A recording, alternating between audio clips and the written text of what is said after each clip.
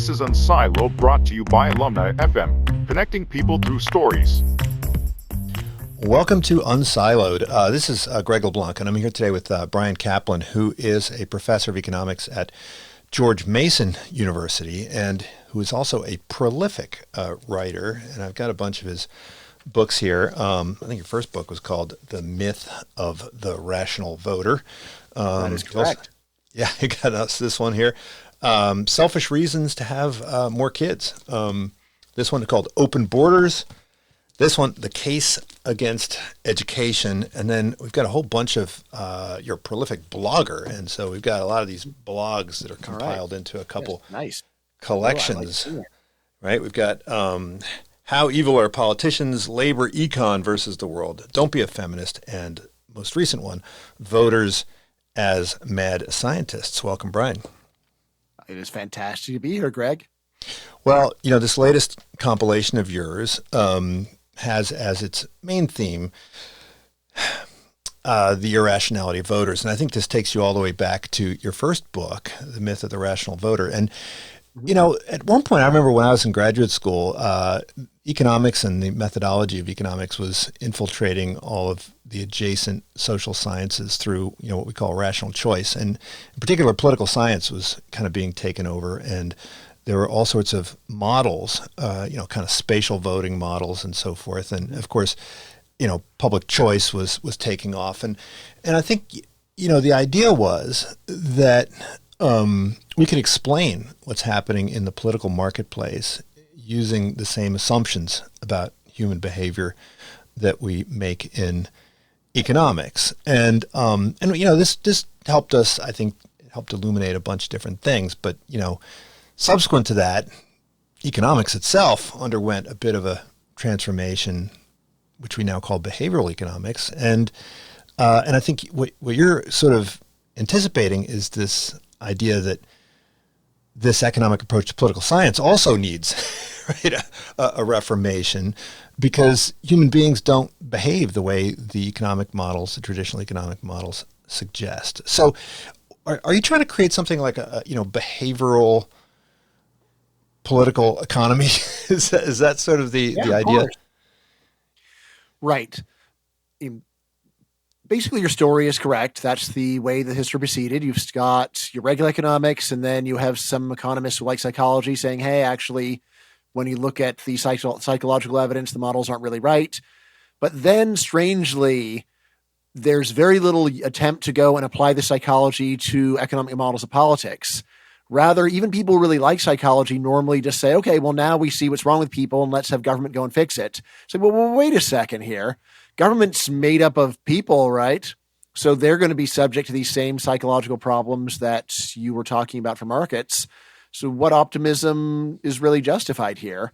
Now, what I actually go along and say is, even if you don't think that the psychological evidence matters very much in markets, it almost definitely matters in politics, precisely because in politics, the typical voter faces almost no cost of voting for anything.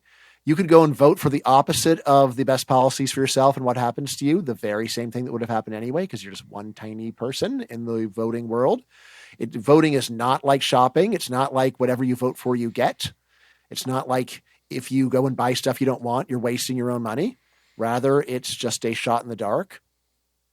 And so, yes, a lot of what I'm saying is, sure, psychology is great. We should take psychology seriously. Economists really have been blind to a lot of important evidence, but let's apply it consistently. Let's not just go and say government should go and help people in markets because they're not totally rational. It's like, well, government's run by more human beings who are not totally rational. So what are they actually likely to do if you put power in their hands? So in other words, you're saying that, you know, the things that we apply in the world of behavioral economics apply even more so in the world of politics, because at least at least in markets, right, there's at least in markets, right, you're saying that, you know, the consequences of one's irrationality will at some point kind of, you know, circle back to you. And so there's at least the possibility that you will, if not learn, there'll be some kind of selection, right? Yeah. So, I mean, just imagine that you go to the grocery store and you just buy a lot of junk. And obviously they do sell junk. Like you go to a pharmacy, they sell toenail fungus remedies that just don't work. right? Because there's basically no non-prescription thing that works for till-no fungus. So like you can say, well, you can go and put it in your cart and get ripped off. But still, if you exercise a little intellectual self-discipline and say, well, maybe it doesn't work, so I shouldn't buy it, you don't waste your money. On the other hand, if we vote for a toenail fungus remedy, then whether or not you actually vote for it or not, if it doesn't work, you got to pay for it.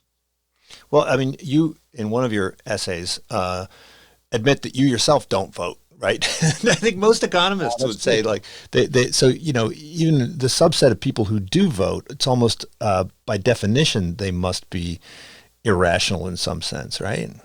Well, it could be that they're just being altruistic. I mean, I'm totally willing to accept that. So it could be that you're a very reasonable person, but you say, this isn't just about me. This is about trying to go and help a lot of other people. And that's where my only point is, do you actually know more than other people? Right? Or is this just something that almost everybody believes because it's so flattering to their egos? But yes, that's correct. I mean, I explain overall why I don't vote. I don't have any principled objection to someone voting if they have actually done their homework. My friend Jason Brennan has a great book called The Ethics of Voting that says this. I do think that if you are going to make a charitable donation, which is really what voting is, it's not something that you're doing out of your own objective self-interest, then it makes sense to say, is there something better that I could be doing with my time? That is the idea of the whole effective altruism movement, is when you are engaged in charity, try to think of how to try to get the biggest bang for your buck. But still, I say, the main problem with voting ethically is just that people go and vote when they have no idea what they're doing, but are full of righteous zeal. I'm going to pause for a second and just ask you to slide that microphone just a tiny bit away so that we don't have the puff. Okay. Okay. All right. How about now? Yeah, better. Okay, but one could also argue that voting doesn't matter, right? In that, voting is an act of expression, right? And regardless of what people do when they're voting, the people that they vote for, they're going to be motivated by other things, right? And so, and also because the attention span of voters is quite short. Right. I mean, what some people have rightly pointed out is that, well, if you multiply your effect times the 8 billion people who are affected by your decision, maybe it actually is not a total waste of resources. But I think you're correct that the main reason why people do vote, it's not because they are calculating what the total effect on themselves or the world is, right? It's because they want to go and be part of something and express their positions. And even if they have put almost no thought into those positions, still people really enjoy speaking out. Mm-hmm. So I teach a course on or really mildly enjoy speaking out is probably a better way of putting it, because as almost everyone feels in their bones, if you charge people $100 to vote, hardly anybody would do it.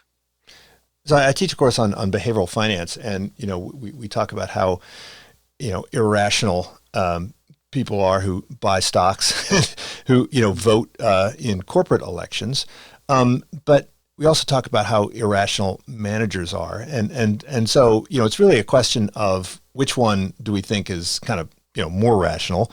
And that would say something about corporate governance, right? Like, do we want to have direct voter control, or do we want to insulate the managerial decision makers from the voters? Here in California, as you know, as someone who comes from California, we have this kind of direct democracy where people vote on these referenda and so forth. And that always struck me as, I know a lot of people see that as a good corrective to kind of political malfeasance. I see it as kind of an opportunity for super uninformed people to kind of make decisions on behalf of the entire polity. If voters are irrational, does that mean that we should think about protecting political decision makers from the kind of oversight of voters in some way? It's a reasonable thing to wonder about. I mean, of course, if politicians are even crazier than voters, then no, it's just a question of, are they? My colleague, Garrett Jones, has a book called 10% Less Democracy. And what he says is, by a lot of different measures, when you give politicians a bit more breathing room and less fear of voters finding out what they're doing, they do tend to actually do a better job. Like in particular, he talks about things like when politicians are going to be reelected this year, they start voting for crazier policies. When they know they've got a lot of years before the election's coming up, then they vote more reasonably. I think, for example, he talks about voting for free trade versus protection. Senators are more protectionist when they are coming up for reelection than during other periods. So I'd say overall that evidence I thought was pretty plausible. It's not open and shut. I mean, I would say the main thing about the referendum process, it adds a lot of chaos. And if you've just got a totally dysfunctional system locked in, the chaos is probably going to be an improvement. On the other hand, if the things are working tolerably well, then the chaos makes things worse. You say I just don't have a really strong view on direct versus indirect democracy. I mean, I think the general point of most theories of politics is that there's just not that much difference, because you can either directly vote for policies or you can vote for politicians who will vote for those policies. You shouldn't expect there to be that big of a difference between them, although you can imagine in some cases there would be. Now, in the book, The Myth of Rational Voter, I mean, you try to distinguish between what economists call, rational ignorance and what you call, I think, rational irrationality. Right? So what exactly is the difference there? Right. So rational ignorance is something that has been talked about in social science for a long time. It's just the idea that when time is money, it is often not worthwhile to get information, and so you can rationally make a decision to be ignorant. This could be for something like car repair, where it's like, well, to really understand car repair, I'd have to spend years. I'll just go and get ripped off by the repair shop occasionally. But in politics, it's very strong because, selfishly speaking, the odds that your vote will change the outcome of anything is so small that really you just have almost no selfish incentive to learn anything about politics. So to expect that political ignorance would rationally be extraordinarily high. And this does check out when you just ask people very basic questions about politics. Once you get past things like who's the president or what country you're in, people's knowledge is crazy low. But still, what I said after reading all this is it doesn't really capture how bad things are. Because if it were just a matter of not knowing what was going on, then you expect the typical voter, you would ask them a question like, well, what do you think about free trade versus protection? And they say, well, I've never studied it, so I got no clue.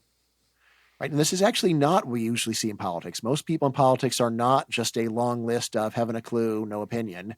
Rather, people who have put almost no mental effort into questions still commonly have extremely vociferous, angry, dogmatic views, which does not fit with what an ignorant person would have. If you're ignorant, it's like, I don't know, whatever.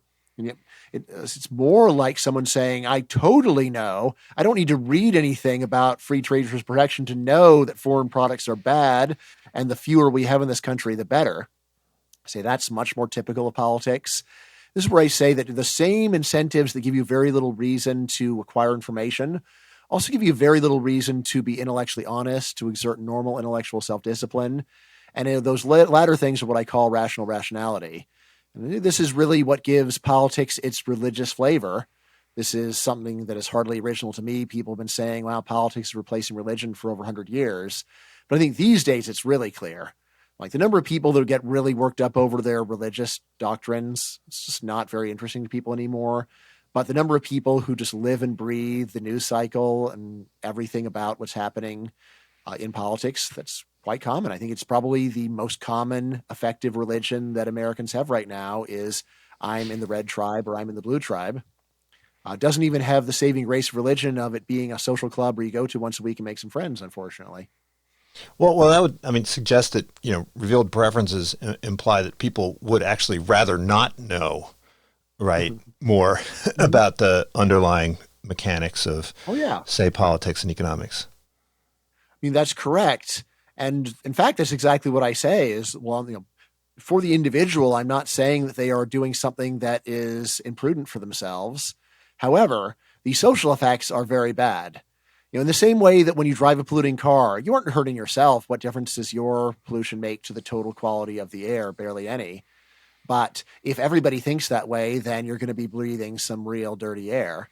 And similarly, if one person just has some crazy political views and votes on the basis of them, it's not going to mess up the whole country, not by any means. It won't even mess up your city.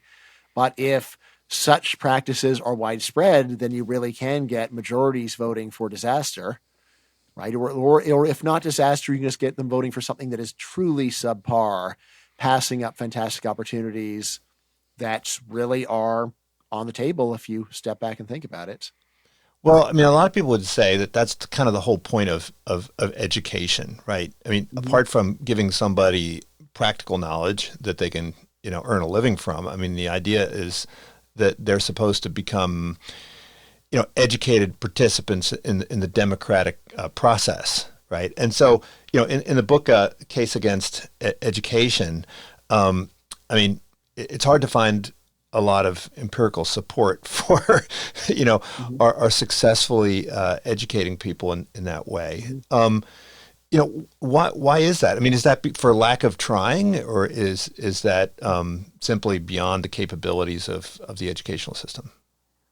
I think it comes down to this. Most people just find this stuff so boring that you can tell them over and over again, and just in one year and out the next. They might write it down for the test if they're good students, but then they forget it again. I mean, the normal thing for human beings is to forget whatever it is that they don't keep using, so it's not so surprising. I mean, to this, we have to add on the fact that teachers are often themselves such fanatics that it's a good thing that students aren't listening to them. I think this problem has gotten more severe over time, so these days, like, wow, thank goodness the teachers are not very effective at changing students' minds, because what teachers think is, on average, so silly or worse. But I mean, what I have said elsewhere is that if you really wanted people to actually acquire additional knowledge, instead of going and just giving them a final exam, what you do is every year there'd be a test, and anyone who wants to can go and take the test. And if you get a good score, you get some money. Right. And this has the advantage that you are getting people to keep reusing this information that they've got. It's a reason to keep learning more. I mean, and also, by the way, not even that worried that the test will be biased, because as I know as a student, if you have a very biased professor, you still learn a lot by figuring out, what does this guy want to hear from me? Yeah. So I'm not even that worried about the politicization of the test. I mean, I think that just having one that people have to do a few weeks before an election, it would at least raise people's levels of basic knowledge and give people an incentive to maintain that knowledge. So that is one of the basic problems of pedagogy, is in one year out the next, just know it for the exam and then forget about it. Well, but why is it? I mean, you particularly highlight people's lack of understanding of economics in particular. So, but when we think about something like medicine or physics or engineering, I mean, we're more willing to defer to experts, right? So, when your fridge is broken, you don't typically say, "Oh, I know how to do that," right? But when it comes to things like or even medicine, right? I mean, there are plenty of people that believe in quack cures, but I think for the most part, we're willing to believe that doctors know something that we don't know. So why this lack of faith in the economics profession? I mean, you've written extensively on immigration, and while I don't think it's unanimous, I think that the economics profession probably has their median view of immigration is different from that of the general public. Oh, sure. So and same thing with free trade, and there are a lot of other issues. Why this lack of deference to the wisdom of economists? Part of what's going on is economists are talking about things people actually care about. It's part of their ideology, part of their sense of identity. You don't really care about what the right theory of the refrigerator is. It's not like every day you say, I'm a person who believes in Freon. But on the other hand, if some economist comes along and says free trade's better than protectionism, this goes to the heart of many people's whole worldview. It's like, well, what do you mean? This is our country. These are we need to protect ourselves from these foreign products. So I think that's part of it. Another part is that, at least what I consider to be the best parts of economics, really just focus on just telling people ugly truths. Ugly truths, pretty much by definition, are truths people don't want to hear. Mm-hmm. So, I mean, not even things like free trade and protectionism, things like there are scarce resources, we can't have everything. This is like the first economics class in Econ 1 normally. And it's on the one hand, it's like, you can't deny that. Like, you can't deny their scarcity, that we can't all have everything we want. And yet economists play this role of reminding people, look, we can't have everything. So stop pretending like we can. And I don't. And if a politician goes and says otherwise, he's lying. So those people are bad. This is the kind of thing that economists do. I'm working on a new book actually called Unbeatable, The Brutally Honest Case for Free Markets, where I really just try to upplay the idea that the contribution of economics to society is just telling us ugly truths. You don't need people to tell you the pretty truths. Even the neutral truths, like what makes a refrigerator work, nobody cares. But when there's an ugly truth, that's what matters. Mm-hmm. That's where an expert really has something useful to say. So you're like, I know what you want to hear is this, but that ain't the truth. Here's what's really going on. I know you want to hear that wind and solar can go and replace fossil fuels, but guess what? That's just a complete fantasy. We're not going to have wind-powered airplanes. So just stop even imagining that's possible and think about other options. This is the kind of thing that really does need to be said. Well, look, I mean, I think most people would understand motivated reasoning. So, in other words, sure. if my income is going to go down as a result of immigration, let's say, then it's relatively easy to convince myself that it's bad for the country as a whole.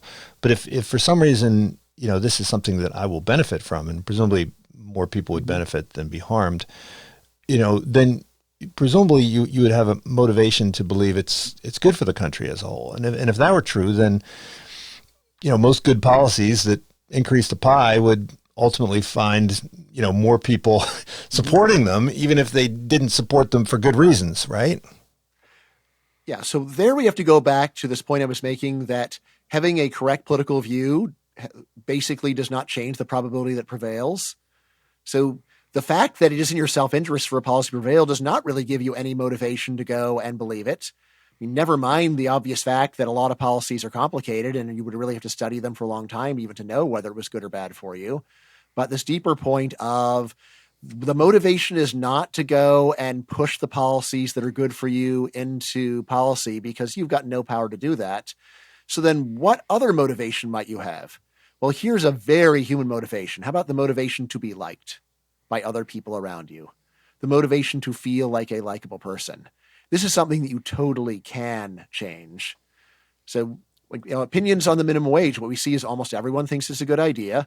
It doesn't matter whether you are a low-wage worker or high-wage worker or a capitalist retiree. Almost everyone favors the minimum wage, which does not make sense if your story is people are pushing for the policy which, if implemented, would benefit them. But it makes a lot of sense for people are in favor of the policy that makes them seem like a nice person to other people around their vicinity.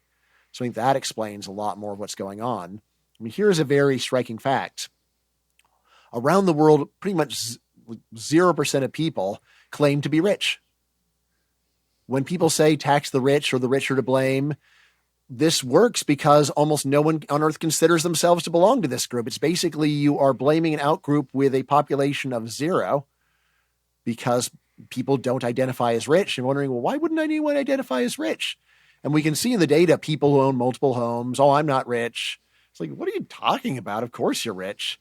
And the answer is that not just in the United States, but basically in every country that we can study, almost no human being wants to go in front of an audience and say, well, as a rich person, as a person who is quite wealthy, haha, that's not what human beings want to do. Like the most that anyone in the U.S. wants to claim to be is upper middle class. Right? Oh, I'm not rich. I'm upper middle class. And in this way, you feel like a decent human being. Like people don't want to identify as rich. And so they're not looking, like people that are rich are not looking around for policies that would benefit the rich if adopted. They're looking for an identity that makes them feel good about themselves and makes other people around them feel good about them. Well, fair enough. I mean, you referred to what you call the social desirability bias. Oh, yeah. I get it. But isn't that sort of endogenous? I mean, it's kind of accidental who owns that narrative. I mean, if you think about immigration, you could say people want to keep immigrants out. I mean, they don't look like likable people to me, at least, whereas other people, they look like likable people. I mean, I remember, think about gun control. Is gun control, you like gun owners, or, you like the people who you want to be liked by the people who are getting shot? Who, doesn't it really depend on who has essentially convinced you that this bias goes in one direction versus the other? Yeah, that's a fantastic question. What I'd say is sometimes you're right, and that what it makes you seem like a likable person varies from time to time and country to country. But there are some constants, some things that really don't change. One of the big ones is, do you identify with our group? Are you a loyal member of our group? Now, what the group is does change over time. Like in early 18th century France, most people didn't really think of themselves as French. They thought of themselves as being part of a region of France, like I am from Breton, or even from a town or a city, right? Or in mid 19th century Poland, people thought of themselves more as Catholic rather than as Polish. So these things do change, but still, you can say, look, the normal thing in the modern world is people think of themselves first and foremost as a citizen of their country, right? And even people that in their own minds say, oh, I'm not a big nationalist, they are actually. Nationalism is such a part of the air that we breathe in. Almost everyone sees things from a nationalistic point of view. Probably the most infamous case of this in history is in 1914 in Germany. You had the German Social Democratic Party. Officially, they're totally internationalist Marxists. But when push comes to shove, they vote for German war credits because they were actually Germans above all, and they don't believe any of the stuff about working men have no country. So, no, we are German. We are socialists from Germany. And so Germany must prevail for German socialism to prevail. That's more of the mentality. So that's why normally being anti-immigration is the position that sounds good to people, because this is how you were showing I am a loyal American. I value Americans first. The slightest harm to any American counts for more than the greatest gain to any foreigner. I mean, we have to fix all of our own. We have to fix our own problems first, which is another way of saying the rest of the world can go screw itself because we're never going to fix our own problems. But yes, it might seem like another view would sound good, but you have to just get a little bit more embedded into the culture they're in to really understand what's going on. And, I do have a piece. I think it actually, I'm trying to remember if it's in this particular book. I think it might be actually, but it's called Immigration versus Social Desirability Bias. And it's one where say, look, there's something about immigration that just rubs people the wrong way, because things that people will say are things like my country, right or wrong. It's not just about money. I just love this country. I don't care how much you pay me. I want like the most important thing is for my kids to grow up being members of the society. And what do you really say with your actions when you immigrate? You're saying, yeah, it's not my country, right or wrong. My country screwed up. I'm leaving. You say, yeah, it's not that important to me for my kid to be Bolivian. I'd rather that we are comfortable and rich and safe in America, and he was an American and just forgot all about Bolivia. I can live with that. Good trade. So there's something about immigration that does rub people the wrong way, because it's really a way of saying that all of this cheap talk about how my country comes before all else, I'd give my life for it, is just not true. So, I mean, then you're saying that, an exercise of imagination or thoughtful examination isn't going to matter that much, because it's, I mean, I think always thinking here, I'm in Berkeley, so, rent control, right? I mean, everyone, it's almost unanimous in Berkeley that everybody loves rent control. I was at the supermarket recently, and someone walked up and said, do you want to, here's a petition you want to sign? It's for rent. It's about rent control. And I said, well, is it for or against? And he looked at me like I was a lunatic. Like, what do you mean, right? There's only one way that you can be, right, signing a petition related to rent control, because the people I was actually a student in Berkeley when my philosophy professor, John Searle's wife, won the case which eviscerated rent control. It basically not only said that you had to give a full cost of living adjustment, but it made it retroactive. So I think overnight rents went up like 30 to 50%. Wow. Well, I haven't. Yeah. That was like 1992 or so. Yeah. Well, I don't think anything's. I don't know whether we've. It might have been a one-time deal, but we still have it here, and it's in effect. It just made it much less effective than it had been before. Because basically, before, I think that the annual rent increase was only like 20% of inflation every year, thereabouts. And so every year, market rents were getting more and more. Now it's about half of. Now it's about half. It was half. I think it's half of inflation now. Half of the CPI. Really? Huh. So maybe someone else won another case against. I think it was Dagmar Searle, if I remember her name. Yeah. Well, I mean, the people who can't find housing, and the people who, the houses that aren't being, rented out as a result. I mean, those seem to be invisible. But I think education around those issues, I think, probably would have minimal impact if it is something that is tied up in identity, right? Mm-hmm. But I mean, some people would say that the U.S. is coalescing into these two camps, right? These two political camps. Others would say it's fragmenting into even smaller, more granular groupings, right? Identity groupings around race and gender and sexual orientation and so forth. I mean, which is it? I mean, are we joining or splitting? I think in the end, if you held a gun to my head, I would say we're joining, right? I think the overall, there's a coalescing into two mutually antagonistic tribes. It's true that there's also a splitting that's happening if you look under the surface, but I'd say a lot of that splitting there's less to it than meets the eye. So yes, you can go and have LGBT, IA plus, and then put a two-spirit in front and everything else. But still, like, all of that is clearly part of the blue tribe. And so every time there's another split there, it's not like there's a big pressure to go and split the blue tribe. It's more of just extra things getting packed into that same tribe. And for the red tribe, same basic thing. So this is something that political scientists have talked about for a long time. When you have a two-party system, this just naturally tends to lead to two different identities. I mean, in a way, you might say, what took us so long? Why was it that it was there? There was a long, so basically in the 60s, people did not consider it a big deal to go and marry someone from the other party, but now they do. Right? So what really changed? And there I would say that a lot of it probably is the internet, which just made people aware of the worst people on the other side. When you only had 3 major television stations and 2 daily newspapers, and that was your only sources of information besides firsthand experience, then you just were not aware of how ugly the worst people on the other side are, and now you get to find out. Well, now you're a self-identified libertarian, and it seems like this group never seems to gain any serious traction. Right? It sort of falls between the cracks between these two groups. Why is that? Is there something inherently unappealing psychologically about this persuasion? Yeah, funny that you should say that.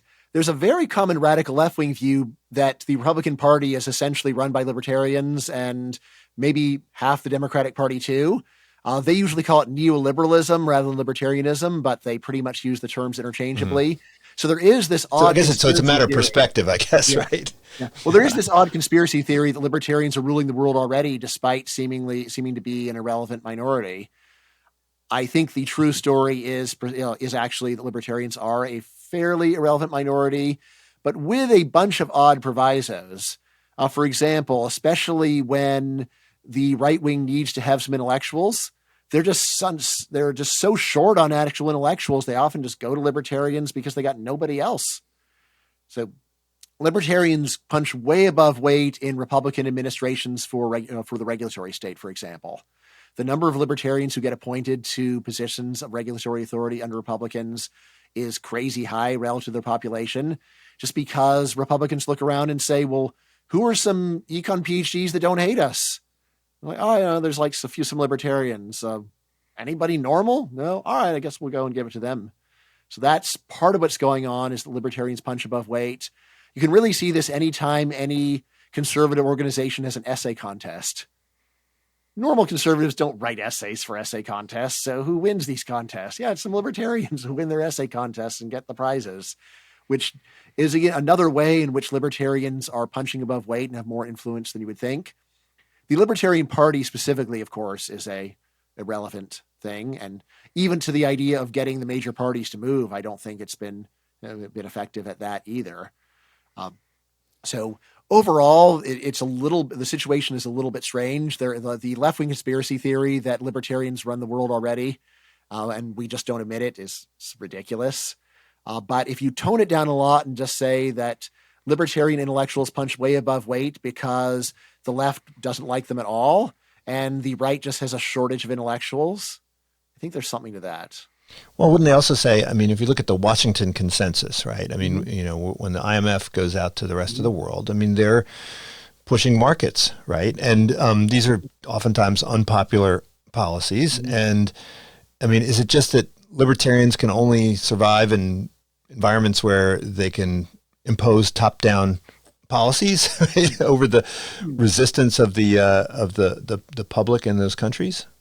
Well, what I'd say is that this Washington consensus you talk about has basically been dead for 20 years. So there were like WTO protests and so on in the late 90s. And after that, international organizations basically said, look, it's not our place to go and tell countries what to do internally. We're just going to go and do and try to have a more respectful approach, which then and since the approach that most countries on earth want to have is a very statist economic policy, then they're respecting a statist economic policy. Now, as to what was going on in that earlier period, here what I would say is that there is an equivocation between as to what neoliberalism is. Right. So like me and Larry Summers will both get called neoliberals by, say, The Nation magazine, one of the foremost left-wing magazines in the world. Right. And you're like, well, what is it that me and Larry even agree on? Like by normal standards in the economics profession, we are at nearly opposite ends. But what you can say is that Larry and I can both agree on a bunch of claims that I'll put into the sky is blue category of things like you can't run massive deficits forever. Yeah, but those are only sky is blue category for economists. They're not sky is blue category for the general public, right? Well, actually, what I would say that the things that get called neoliberalism or things that get Larry Summers called neoliberal, they are things that really anyone other than a hard left ideologue would have to admit are true. I mean, it's not just, so I don't think, so that basically there's the things that differentiate me between me and Larry. These are the things that are genuinely unpopular. The things that bind us together are the things that normal people would agree with, but hard left intellectuals think are terrible. So, I mean, things like you can't run massive deficits forever. This is not a view that even a normal person on the street will disagree with. If you just say, yeah, can we run $1 trillion deficits forever? No. Okay. And I agree with that. Larry agrees with that. However, if you are a hard left-wing ideologue, then you don't want to hear that crap. Mm-hmm. Right. And like, that's just ideology. Or things like if you make the minimum wage $1 million an hour, that will cause unemployment. I agree with that. Larry agrees with that. And I think if you go and put it that way, you can even get a person on the street to say, yeah, well, I guess if it was $1 million an hour, then it would.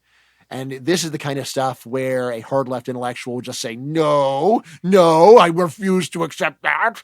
Right. That kind of thing.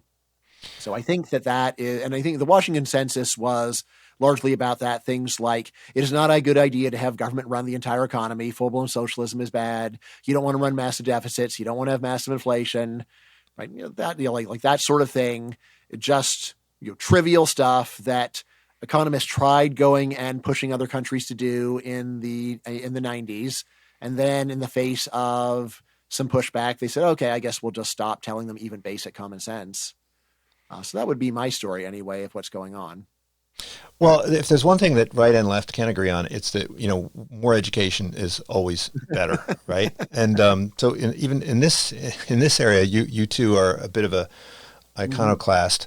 Now, look, the idea of signaling is not a new one. I mean, Michael Spence got the Nobel Prize for it, but I think you take the signaling model to on steroids a bit.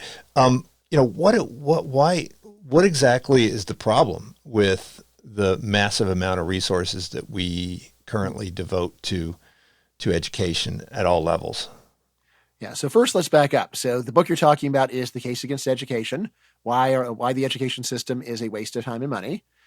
And what I say in this book is that while we think about education as helping people to get better jobs by giving them better job skills, a lot of what's going on is that you're just getting a stamp on your forehead. You are getting certified, you're getting credentialed, you are being put into the bin of grade A worker or grade B worker, so on.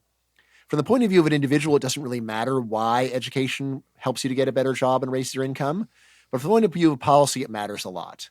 If what education does, it turns an unskilled workforce into a skilled workforce, it is a system for enriching a society.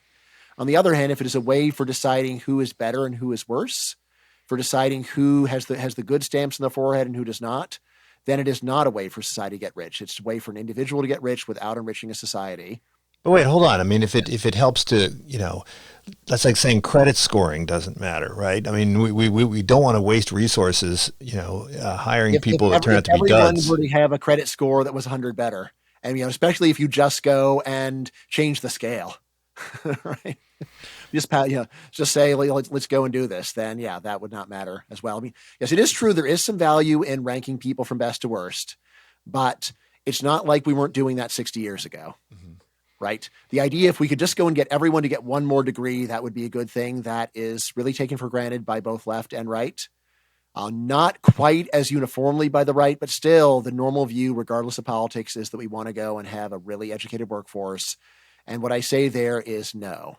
This is a bad thing. We are having people waste enormous number of years in their school learning stuff that they will never need to know again. They barely even learn it in the first place, so it's even more pointless and futile than that. And so the slogan that I have is this: we like to think about education as job training, whereas really is much more of a passport to the real training, which happens on the job. Now, by the way, actually, the last couple of years, something very strange has happened, which is that for totally irrelevant reasons to what I'm talking about, a lot of right-wingers are actually mad about education. Finally, they're basically mad about it because schools took piles of money during COVID to not do their job. And I can totally understand why they're mad about that. It's like, at least the schools used to give daycare, and during COVID, they said, we don't even feel like doing that, but we still want all the money. And then on top of it, there is the left-wing indoctrination, which was there for many decades, but has gotten up to extraordinary levels. I mean, to me, again, a lot of the puzzle is why wasn't the right-wing critical of college decades ago, because it's been very left-wing for a long time, but it's just gotten so obvious, so blatant, that now, for reasons that are relevant to what I'm saying, I think now finally there is actually right-wing skepticism of higher education. I mean, I like to imagine that I did nudge things in a better direction, and by pushing signaling, I made people feel less nervous about, well, how are we going to run a modern workforce if we don't have everyone go and do their women's studies? But I don't actually imagine that I was a crucial factor here. I think it's just people. Well, let's set aside the bias for a second and just dig into this signaling model, right? So if we think signaling adds value, right, and employers want to know, who's got the potential and who doesn't, and presumably that is not a pure deadweight loss. You're basically saying that we could get the same exact signaling result with a substantially lower investment, and what we have is sort of an arms race, a signaling arms race. Totally an arms race. Okay, so how would we do that? Well, actually, it's real easy. Spend less. We used to get a ranking with having people spend far fewer years in school. A lot of the reason was we just spent less money.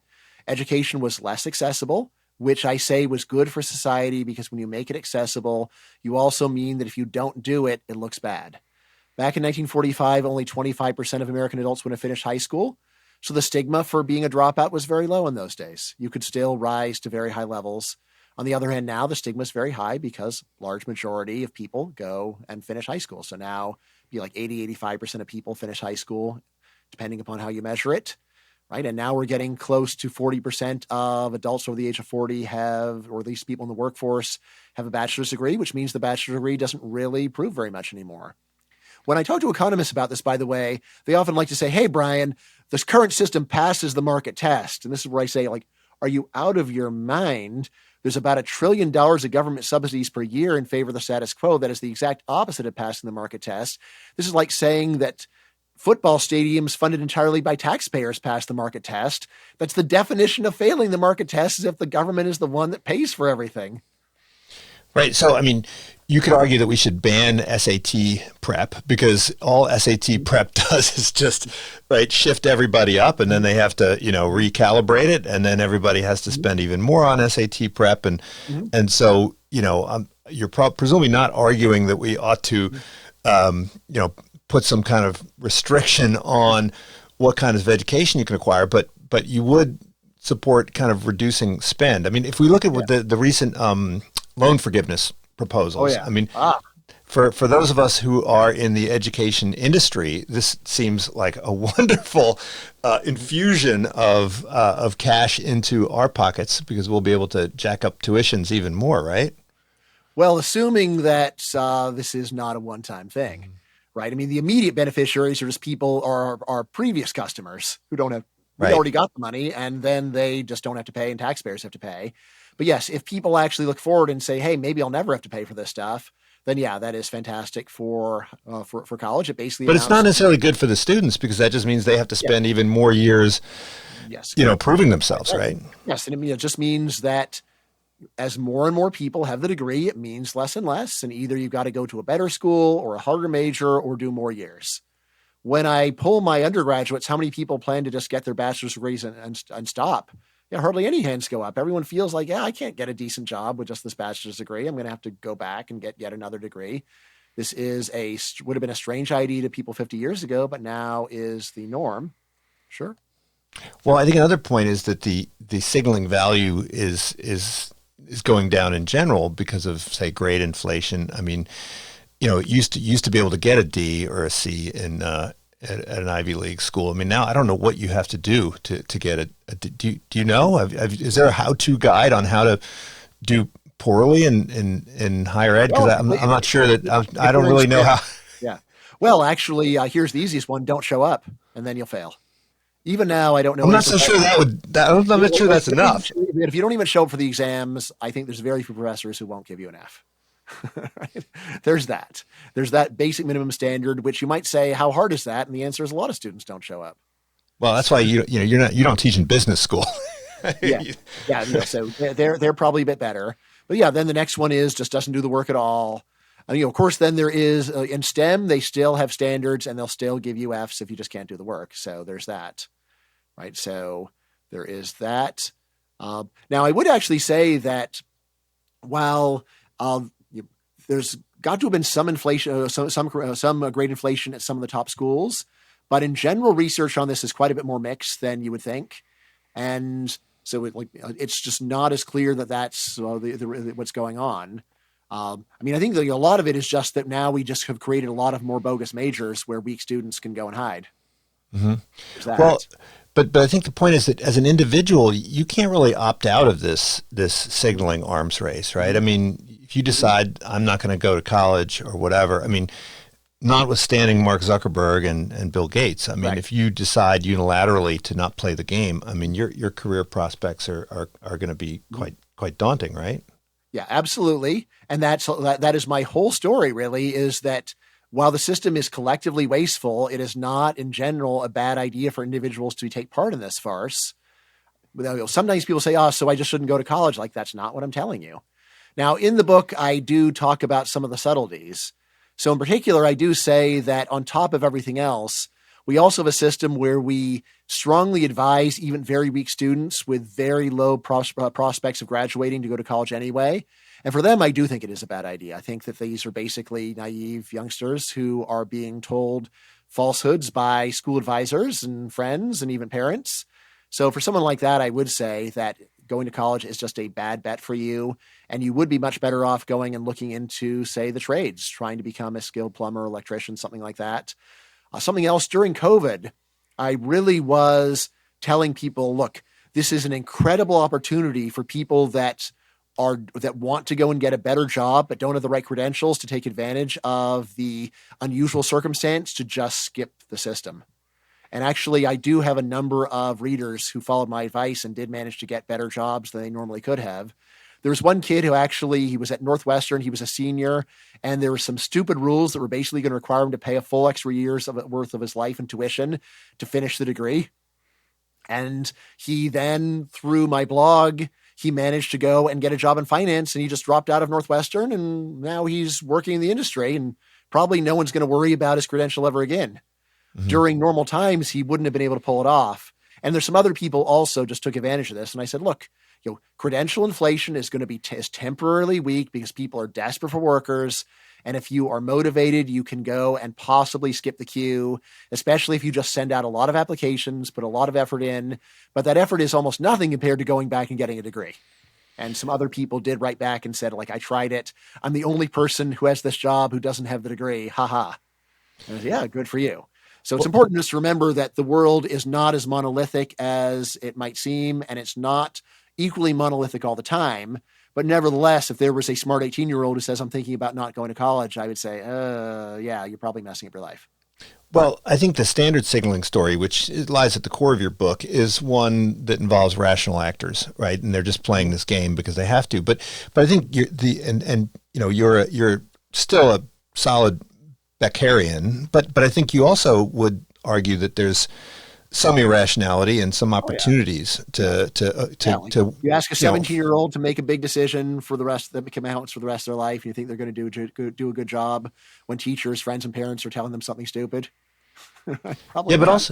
but also employers, right? I mean, you see employers now increasingly looking for ways to bypass this, right? Because ultimately they're the ones that are going to have to pay for this. So if you're Google and you can find a coder, I had a dinner recently with a guy who works at Google. He's a very senior position, and he dropped out of high school, and he's a very strange guy. He's into science fiction and all this geeky stuff, but he just did his own thing, and now he's got this super senior position, and Google didn't care that he never finished high school. They didn't care that he never went to college. They just saw what he had on GitHub, and they said, we want this guy.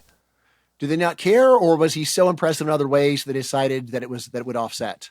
Yeah, presumably it was. Yeah. So he had in other words, he had other ways of signaling that didn't require the expenditure of $150,000. Right. Like I've often talked to people at top tech firms who at first will say, oh, yeah, we don't care about credentials. It's all about skills. And I'm like, oh, really? He says, yeah. So like if someone won a computing contest, then they could get hired without a college degree. Yeah, right. Okay, so, how many people have you hired for winning contests who dropped out of high school? And how many people have you hired who have conventional awesome degrees? And like, yeah, there's like 3 people who are contest winners, and there's like 5,000 who have normal conventional degrees. So it's one where you just have to be so incredible to go that alternate path. Often I've been on panels with people who run businesses who say, look, we in business, we don't care about credentials. We only care about skills, hard, provable, demonstrable skills. And I say, okay, so how many high-ranking people at your firm do you employ who don't have fancy credentials? Like, well, none at my firms, but I read in the Wall Street Journal. So basically, you're not talking about anything that you have any special knowledge of. This is not what really goes on at your firm or any firm you know about. It's what you read in the freaking newspaper. You don't know anything. Well, part of this arms race trickles down to parenting, right? And so I think part of the message of your book on parenting was that the perception that one has to be kind of the super parent is perhaps overblown, right? Definitely overblown. Definitely. But why is that? I mean, if the employers are looking for credentials and the universities are looking for credentials, don't you have to drive your kid to band camp and to math camp and to all these other things in order to make sure that they can make the cut? The answer is that when we look at the data, we just don't see that stuff matters very much. You may say, like, how would you know that? The answer is that we've got 2 big bodies of evidence for understanding why people turn out the way that they do. We've got adoption studies where we look at what happens when someone gets adopted by non-relatives and raised by them. And we've got twin studies where we compare identical twins who share all their genes to fraternal twins who share half their genes. You can use that to measure the effect of genes. And once you know that, you can also do some further math to figure out how much room is left for upbringing. And the punchline is that within the first world, upbringing just doesn't matter that much. You could get adopted by a wide range of families, and it would make only a very small difference in how you turn out. Not 0 generally, but small. So for example, a very standard result is that if you get adopted by a family where the mom has an extra year of education, on average, you finish 5 more weeks. So like a 0.1 transmission rate, where every year of parental education in the environment turns into 0.1 extra years for you as the kid. It's not 0, but it really is a very small amount. Now, you're right. It is an interesting question. Why does it matter so little? Anyone who's ever raised 2 different kids will have some notion of this. It's like if you have one kid and you do stuff for them and it works, it's like, oh, well, my parenting is incredibly effective. Then you do the same thing for another kid, and like, it doesn't work on this kid. It's like, maybe it was really about the difference between the kids rather than what you were doing that actually mattered. And maybe the kids were going to go and get to those 2 different paths either way. Now, I have done some very unusual things with my kids, like I've homeschooled, and I've had people say, oh, thou hypocrite, you say it doesn't matter. If you really believe that, you wouldn't be homeschooling. And I'll say, well, look, I wrote an essay about this at the beginning. You can read the essay at least. I have thought about this objection. And there I'll say 2 things. First of all, I was very mindful of this, but what I saw was that my older kids were very unhappy in regular school. And I do think that you can make your kids more or less happy at the moment. right? You can take them to Disneyland, or you can say, no Disneyland, you're bad kids. And you can make their day good or bad based upon that. And similarly, something that changes their daily experience while they're with you, that does make a difference for how your kids are living. The question that I'm talking about usually in my kids' book is long-run effects. So that's part of it is, look, I was doing it much more for their happiness than to go and try to turn them into supermen. But then the other thing is probably a lot of what's going on is that the range of what parents do just doesn't vary that much. So there just isn't that big of a difference between the most lackadaisical parents that are allowed to adopt a kid and the strictest parents that are allowed to adopt a kid, right? Because, even lackadaisical parents are still doing a good amount of stuff. And even strict parents, when you really pay attention, often are not really that strict in a lot of ways. So another thought that I have is if you really want to change your kids' long-run outcomes, you got to do something weird. You got to do something that is literally off the charts, something that is rare enough that we just don't see it happening in normal data sets. So I say, maybe taking 12-year-olds and changing their peer group from other 12-year-olds into economics professors. Maybe that's a big enough change, for example, to make a big difference in their lives. Obviously, if you want your kid to learn a foreign language, you can do it. You just got to move to that country so that all their friends speak the language you want them to learn, and you can do it. But if you think you're going to get them to learn a foreign language well by just taking them to Kumon twice a week, don't make me laugh. It's not going to work.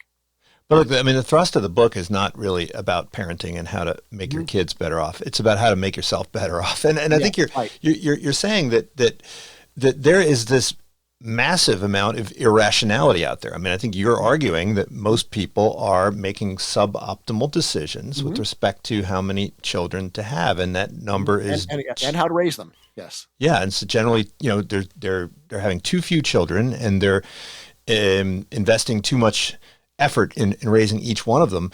Now, is this just a question of misunderstanding the ROI? Is this about a failure of hedonic forecasting? Is this hyperbolic discounting? Like, what exactly is it? And if it's so pervasive and persistent, why hasn't it corrected itself, right? Because we would think that at least in private behavior, these irrationalities, you get some feedback, and maybe even if you don't have the ability to benefit from it because it's too late, you would kind of tell your friends and colleagues, hey, I screwed up. I didn't have enough kids. Right. Now, just to be clear, I would not say that people are having too few kids given their parenting style. Mm-hmm. At least I don't think that's so clear.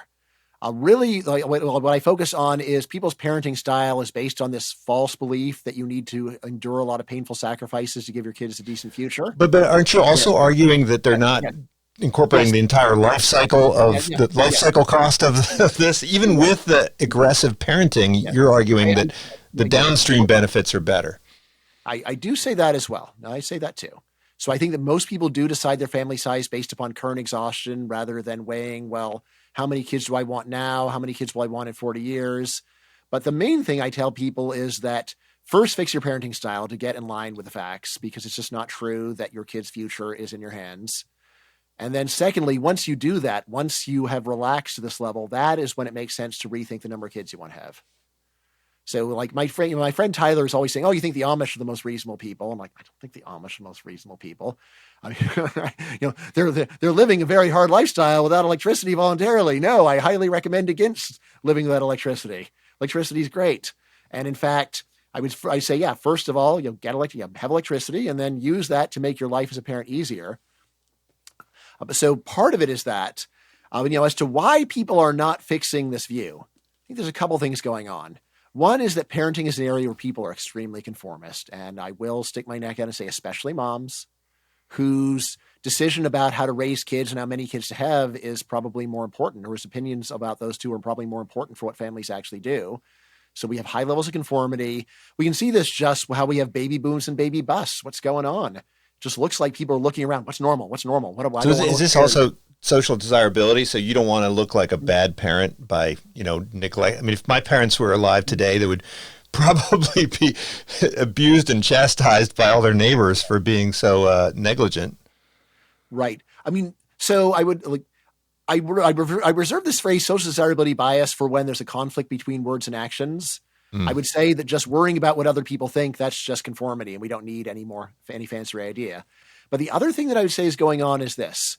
Figuring out the effect of parenting on children's outcomes is super hard because you have to disentangle nature and nurture.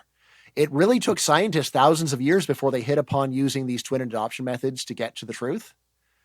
So if the brightest minds in the world took thousands of years to figure out how to answer the question, I don't really think that it's so surprising that people haven't figured it out for themselves. Furthermore, this is one where we have additional evidence about that this problem is even harder than it seems, because not only in most families do you blend nature and nurture into in this inseparable way, but on top of it, we also know from twin adoption research that the effects of upbringing are much bigger in the short run than in the long run for a lot of different measures, which means that parents do actually, when they rely upon their firsthand experience, it's misleading because they're not wrong to think that they are changing their kids' outcomes in the short run. They're just mistaken in thinking that those effects are going to last. The analogy that I use in my book is that we like to think about kids as being like clay, where you shape them once and they stay that way.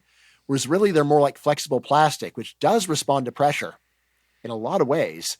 But when you release the pressure, which happens almost inevitably in adulthood, it pops back to the shape that it otherwise would have had. And so you don't actually see the effect continuing. So, I mean, was this disappointing to you when you found this out, or was this liberating that you would have for me, minimal it's liberating. impact? Like, you could say I'm a glass half full kind of guy, but it comes down to like you can get the kids at the quality level that you thought you were going to get for a lot less sacrifice. So if there's stuff that you enjoy doing with your kids, great, keep doing it. You don't have to do it because for the long run benefit. You can just do it because you like doing it. And on the other hand, the stuff that you don't want to do guilt-free, you can stop doing it because it's not really necessary for the future anyway. So I think it's super liberating, and this is the reasonable interpretation of the results. So when the price of something goes down, you do more of it, right? Yes. That's right. And especially, sometimes it's like it is a price that's right in front of you, like a price tag. But when you're really a good economist, you realize everything's got a price. It doesn't matter whether it's a price tag. It is just what do you have to give up in the real world. And once you know that, then you realize anytime you're confused about how the world works, you're confused about prices. Mm-hmm. If you think that a store is further away from you than it really is, you are acting on the false belief that the full price of groceries at that store is higher than it really is. And so there's a product that we can't get at Costco's in Virginia that you can get in other states, the Brazi Bite, the Brazilian cheese breads. And I actually have discovered, wow, you can buy these in other states, pack them in your bag, and they stay good. They don't melt. They don't get ruined. So I tried it as an experiment. I'm like, is security going to confiscate my Brazi Bites? Are they going to be ruined by the time I get them home? But I tried the experiment, like, no, they go through security fine. They are still just as tasty when you get them home. It's fine. And so now, I bought like a whole summer supply of this stuff in other states when I was just happened to drive by a Costco in Chicago. So this is another case where if you have a false belief about how the world works, then your view about what the true, full, all-inclusive price is will be wrong. And for parenting, I say this is one of the most consequential mistakes people are making, is thinking that you can only be a decent parent if you ruin your life. I've just finished a big review essay of The Case Against the Sexual Revolution by Louise Perry. And in there, she has a part all about how, to be a parent is to give up your freedom, and you just have to accept that. And like reading this thing and like, oh God, if I agreed with this stuff, I wouldn't want to be a parent. This sounds terrible. And I say, look, what she's saying just isn't true. This is her projecting her own negativity onto the world and onto her kids. And you don't have to do that. And you shouldn't. So it's kind of a zero-sum view of things. Yeah. Or just like an unduly pessimistic view, I would say. Well, in this book, Don't Be a Feminist, you start off with this letter to your daughters, right? Mm-hmm. It starts off with the question, are you a feminist or not? And obviously that depends on definitions. And I think that's true for a lot of concepts, right? DEI, of course, is in the news, and everyone is pushing. I'm inclusive. I like people. Right. So I think it's possible to be both in favor of all three of those and yet be resistant to what a lot of people are saying are those three things. So when you articulated your opposition to what is some people say is feminism, you highlight some things which I think are fairly obvious empirical regularities. But I maybe could you explain to me, why do you think people don't acknowledge those empirical regularities, even in highly educated areas? I mean, I'm in economics. I mean, I'm in the economics department, and we've got a lot of smart people who are very data driven, but they don't seem to. Their understanding of the empirics is different from what you point out. Interesting you should say that. So in the essay, I consider the question, who are the best feminists in the world? And actually, I say the best feminists in the world are left-leaning labor economists, right? So probably the kind of people that you're thinking about. And what do I say? I say, look, I don't even think that the factual views that I have versus what they have are very different.